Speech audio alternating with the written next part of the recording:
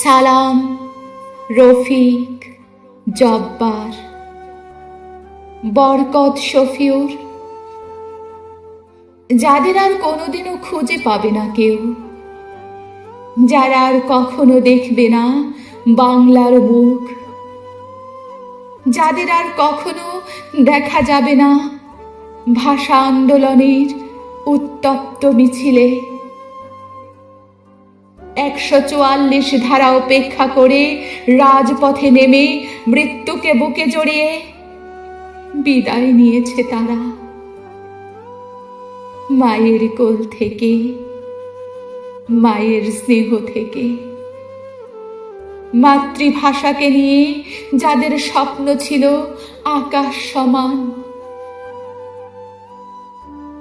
ক্ষমতা, ক্ষমতা আর দুঃশাসনের বুলেট তাদের চিরতরে স্তব্ধ করেছে। তারা হৃদয়ে লালন করেছিল বাংলা ভাষা। তাদের আত্মত্যাগ জাগ্রত করেছে বাঙালি জাতিকে, যাদের অবদান চিরস্মরণীয় ও বরণীয় করেছে প্রিয় মাতৃভাষাকে।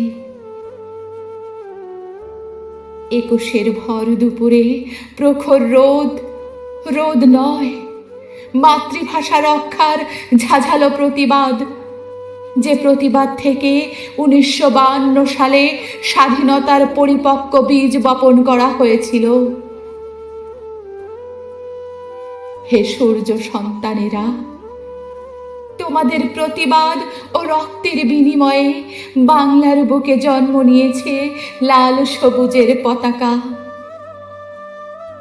তোমাদের মুখের ভাষা কেড়ে নিতে চেয়ে পরিত্রাণ পায়নি পাক হায়নাদের দল। পদদলিত হয়েছে তাদের ঘৃণ্য চক্রান্ত। প্রভাত ফেরিতে এখন মোরা গেয়ে যাই আমার ভাইয়ের রক্তে রাঙানো ২১শে ফেব্রুয়ারি, আমি কি ভুলিতে পারি। আমরা তোমাদের ভুলি নাই, ভুলব না। কোনোদিন শোধ হবে না তোমাদের রক্তের ঋণ। সেরে লিওনেও বাংলা ভাষার অবলীলায় গাইছে গান। সে দেশবাসী, ২১, তুমি মোদের গর্ব, তুমি মাতৃভাষার গৌরবোজ্জ্বল উপাখ্যান। আন্তর্জাতিক মাতৃভাষার স্বীকৃতি পেয়ে বাংলা ভাষাকে তুমি করেছ মহান। তুমি চিরস্মরণীয় ফেব্রুয়ারি মাসের হে ২১, তুমি জাতির বিবেক, জাতির চেতনা। আজ সারা বিশ্বের মানুষ করছে বাংলা ভাষার জয়গান। ২১, তুমি অমর, তুমি মহান, তুমি মহান।